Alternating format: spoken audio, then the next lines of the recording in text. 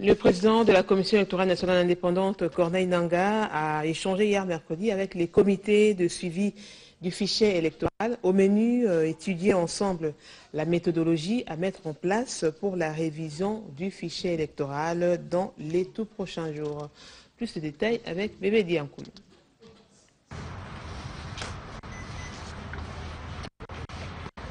L'environnement électoral en RDC, après la prise de fonction des nouveaux membres de la CENI, dominé par la nécessité de la révision du fichier électoral, mais également sur la méthodologie pour sa mise à jour dans un meilleur délai, sont là les points saillants évoqués ce mercredi au cours d'un face-à-face entre le président de la CENI, Corneille Nangaa, et les membres du comité de suivi du fichier électoral, représenté ici par Barnabé Milala, qui revient sur les grandes lignes de cette importante rencontre. Comme vous le savez, il y a une révision qui doit être amorcée du fichier.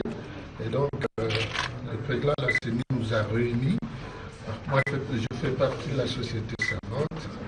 Évidemment, la majorité y était représentée, l'opposition et les autres partis. Alors, il nous a fait état de 3 points, notamment le plan opérationnel, de procédure et les cahiers des charges, pour que, par la suite, nous soyons informés et nous puissions suivre étape après étape ce travail important de révision du fichier électoral. Pour rappel, le comité de suivi du fichier électoral a été institué le 25 novembre 2015 par un groupe d'experts extra-parlementaires, société civile ainsi que du comité savant. Le deuxième numéro de la revue congolaise des politiques économiques Croissance inclusive en RD Congo, enjeux et défis, a été présenté hier mercredi à la primature. Devant un parterre d'invités, le Premier ministre Augustin Matata Ponyo a circonscrit les contenus de cet ouvrage et à la fois scientifique et élitiste. Plus de précisions avec Elvis Ngwala qui était de la partie. Le deuxième numéro de la revue congolaise de politique économique est là. Croissance inclusive en République démocratique du Congo, défis et enjeux, c'est son thème. Ce jour, à la primature, tout le décor est planté pour décortiquer son contenu. Le premier orateur, Vincent Ngonga, directeur de cabinet adjoint du Premier ministre et éditeur exécutif de l'ouvrage, le résume.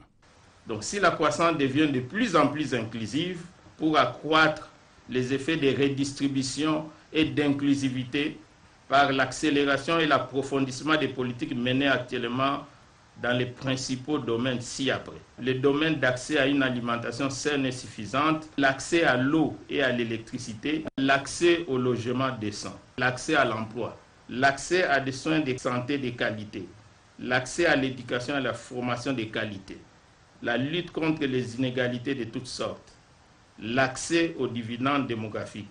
Cet ouvrage retrace un vrai parcours du combattant.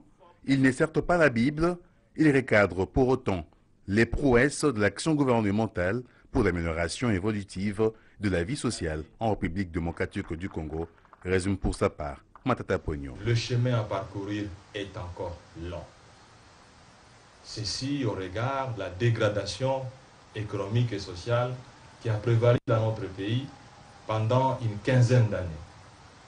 Entre 1990 et 2001, les richesses congolaises se sont évaporées de près de 46%.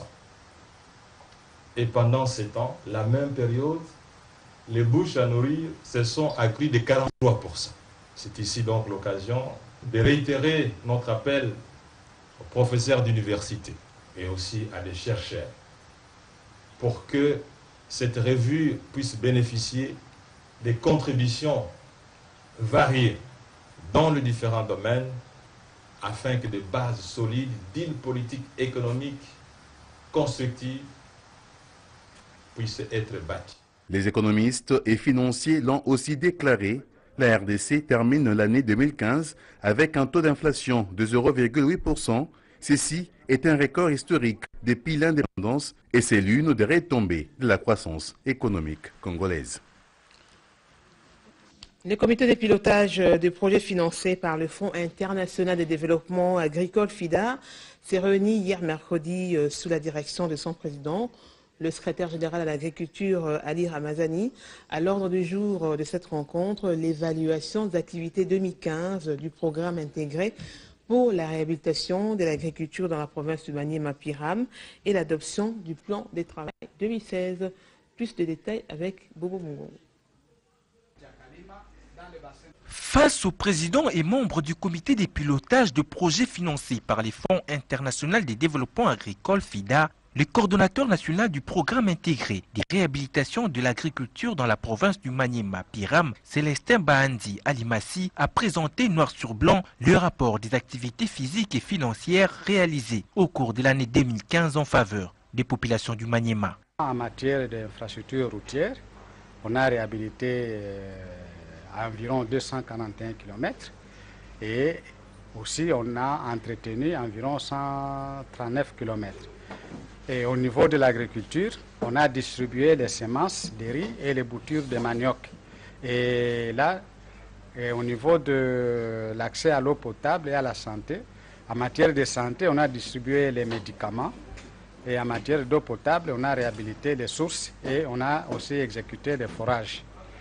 Et pour l'année prochaine, on va continuer avec pratiquement les mêmes activités, mais avec des objectifs un peu différents. Avec ces acquis de la mise en œuvre du projet Piram au Maniema, le comité des pilotages a donné feu vert au plan du budget 2016 également présenté, qui s'élève à plus de 8 500 000 $ américains. Question de permettre au Piram de parachever ses travaux d'infrastructure rurale et les activités de relance agricole et pêche. Les populations ont amélioré leurs conditions de vie en achetant par exemple des motos, des tôles pour leurs habitations et d'autres besoins de ménage. Les paysans s'en sortent facilement en payant les frais scolaires de leurs enfants avec les revenus obtenus des produits agricoles. Notez que l'objectif du projet Piram, financé par le FIDA, est de contribuer à réduire la pauvreté et l'insécurité alimentaire et d'améliorer les conditions de vie des communautés de base vivant dans la province du Maniema. Le commissaire spécial du Kwilu, Michel Balabala, a lancé la revue sectorielle du comité provincial de pilotage du secteur de la santé. Il est question d'évaluer les différentes composantes du secteur de la santé dans sa municipalité, dans sa province. Benoît Desgroffdal nous en parle. Venu de 24 zones de santé, le médecin-chef des zones, analyste et pharmacien de la division provinciale de santé du Kwilu participe à la revue sectorielle du comité provincial de pilotage du secteur de santé de la province du Kwilu. Il est question de contribuer à l'accélération de la mise en œuvre de la stratégie de renforcement de santé dans la province du Kwilu. Prenant la parole en premier lieu, le commissaire spécial de la province du Kwilu, professeur Michel Balabala Kassongo, qui a ouvert cet atelier, a d'abord rendu un vibrant hommage au chef de l'État, Joseph Kabila Kabange, avant d'inviter les participants à un travail de qualité. J'invite à cet effet tous les participants d'apporter chacun en ce qui concerne sa part d'expertise à cet édifice qu'est la DPS Kwilu. Ceci pour garantir le démarrage effectif de cette nouvelle structure qui peut être le moteur du développement de notre chère province du Kwilu. Docteur Jean-Pierre Bassaké, chef de la division provinciale de santé du Kwilu, est plus revenu sur l'objectif de ces assises. C'est vrai que cette première réunion, elle est là pour jeter les jalons de cet organe de grand forum de la province dans la gestion de la chose publique dans le domaine de la santé.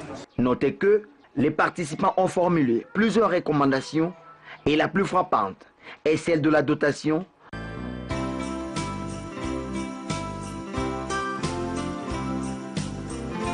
la division provinciale de santé du Kwilu. Et dans le Maniema, la relance de la Société nationale de chemin de fer du Congo, SNCC, après l'acquisition de 2 nouvelles locomotives au centre de l'audience hier qu'a accordé le gouverneur Toutou Pascal Salomou au directeur général de la SNCC en mission dans le Maniema. Le gouverneur a également reçu le nouveau directeur général des recettes du Maniema, condensé avec Victorieuse Imoulani et Erline Bondo. Pour sa relance, la Société nationale de chemin de fer SNCC Maniema a tout récemment été dotée de 4 locomotives, permettant ainsi le désenclavement de la province. Après la remise officielle de ces engins par le ministre des Transports et Voies de Communication, Justin Kalumba, le directeur général de la SNCC, Ilunga Ilukamba, ont